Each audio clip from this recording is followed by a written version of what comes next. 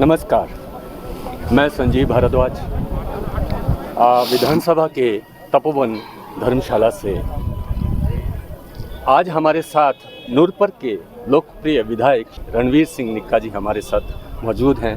तो आइए आज हम यहाँ विधानसभा परिसर से उनके साथ एक ख़ास मुलाकात करते हैं और कुछ सवालों के जवाब उनसे लेते हैं।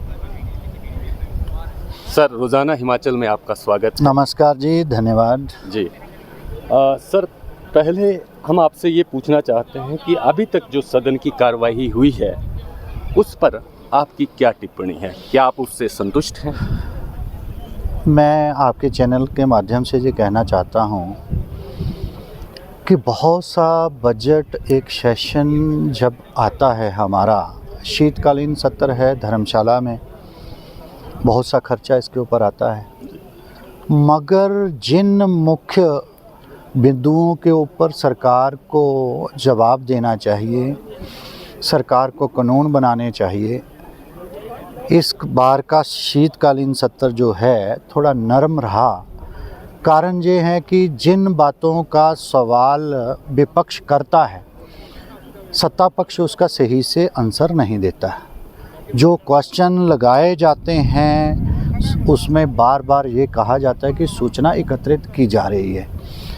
इतनी बड़ी सरकार को सूचना एकत्रित करने के लिए चुटकियों का समय लगता है। विपक्ष के विधायक निंदा कर रहे हैं कि जब जब हम क्वेश्चन लगाते हैं तो एक ही बात से आंसर दिया जाता है कि सूचना एकत्रित की जा रही है। बहुत सी ऐसी बातें हैं जो प्रदेश हित के लिए क्वेश्चन लगते हैं, डेवलपमेंट के काम हैं, जो केंद्र सरकार द्वारा जो बजट आया है, कितना खर्च हुआ है, किस तरीके की तेज़ी कामों के ऊपर है, मगर सरकार ढीले रवैये से उनका आंसर देती है। जी सर, हिमाचल प्रदेश अभिधृति और भूमि सुधार संशोधन विधेयक पर जो कि धारा 118 को कुछ बदलाव करने की बात चल रही है, जो विधेयक सदन में पेश भी हुआ है, उस पर आपकी क्या प्रतिक्रिया? देखो, 118 का जो कानून है, जो अपना जो इंडस्ट्री हो, घर हो, चाहे कोई भी चीज़ हिमाचल प्रदेश में अगर दूसरे राज्य से कोई लगाने के लिए आता है तो उसको परमिशन दी जाती है। मगर इसमें अमेंडमेंट करने के लिए सत्ता पक्ष ये लेकर आई है कि जब एक प्रोजेक्ट को बनाना हो तो 118 की परमिशन लेनी पड़ती है।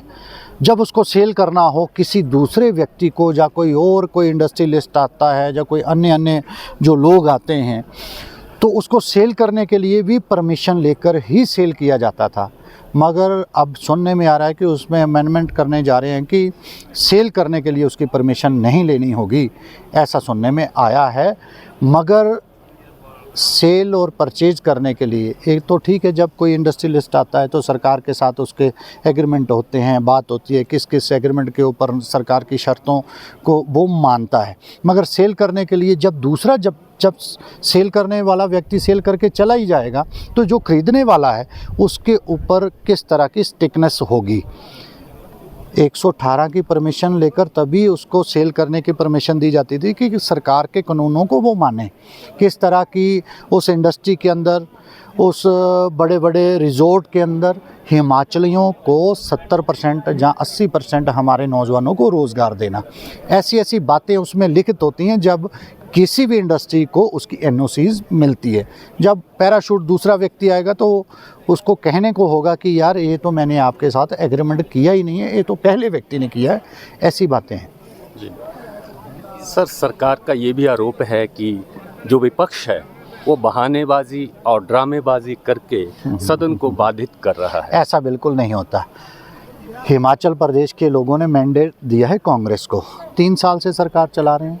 विपक्ष का काम है सोई हुई सरकार को जगाना, उनके द्वारा किए हुए हिमाचल प्रदेश के नौजवानों के साथ किए हुए वायदे उसको याद दिलाना, हिमाचल प्रदेश की मातृशक्ति को 1500 रुपये देने के नाम पर जो सरकार सोई है उसको याद दिलाना। ये तो विपक्ष का काम है, हम अपना काम करेंगे। मगर सत्ता पक्ष के पास कलम होती है, वो कलम हिमाचल प्रदेश के लोगों ने कांग्रेस की सरकार को सत्ता पे बिठाया है। हल्ला मचाने से किसी का काम थोड़ी नहीं रुक जाना। हम तो याद दिलाते हैं कि ये वायदा किया था, करो। सरकार जो है हमारे, देखो इतने 10,000 के करीब पूर्व कर्मचारी जो हैं यहाँ धरना देने के लिए, हमने को चिट्ठी डाली थी उनको। हर एक व्यक्ति 65 साल से ऊपर, 70 साल वाला बुजुर्ग, 75 साल वाला बुजुर्ग जो है यहाँ धरने पे लिया है। किस लिए है? इस उम्र में धरने लगाए जाते हैं। सरकार समय पर उन पेंशनरों को पेंशन दे, उनके जो है मेडिकल बिलों का भुगतान करे, जो राशि उनकी बनती है वो उनको जल्दी से जल्दी दे।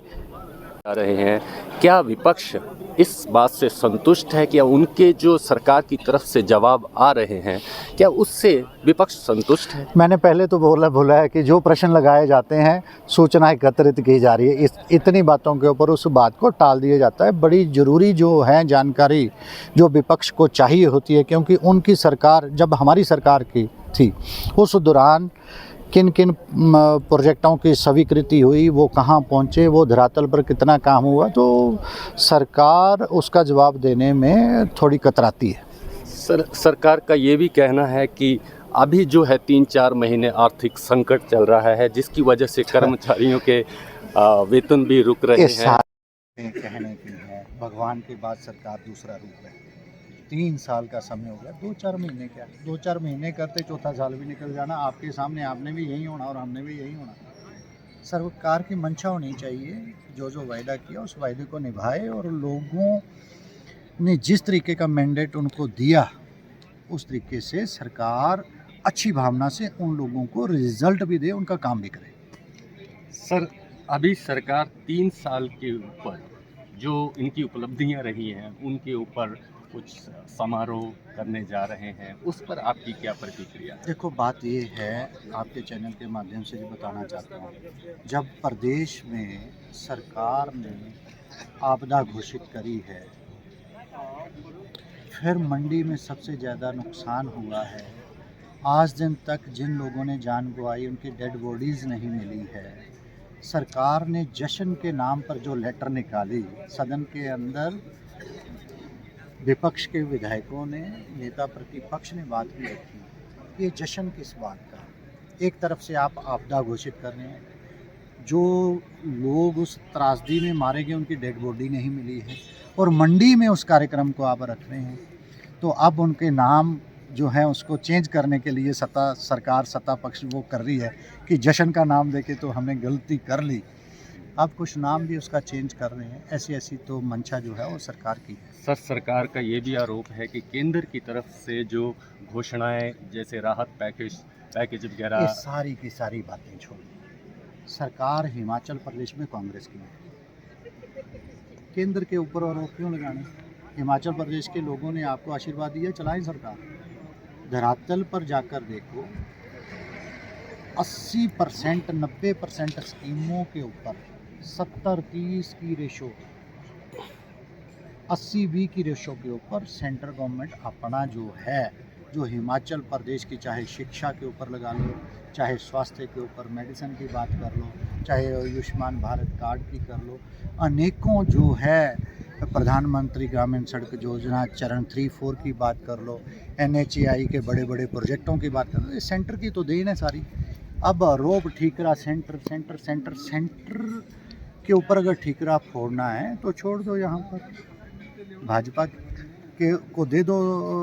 अगर नहीं आपसे चलता है कार्यकाल तो भाजपा को दे दो चलाने के लिए, सेंटर से लाएं ना लाएं, स्टेट गवर्नमेंट का काम है सरकार चलाना।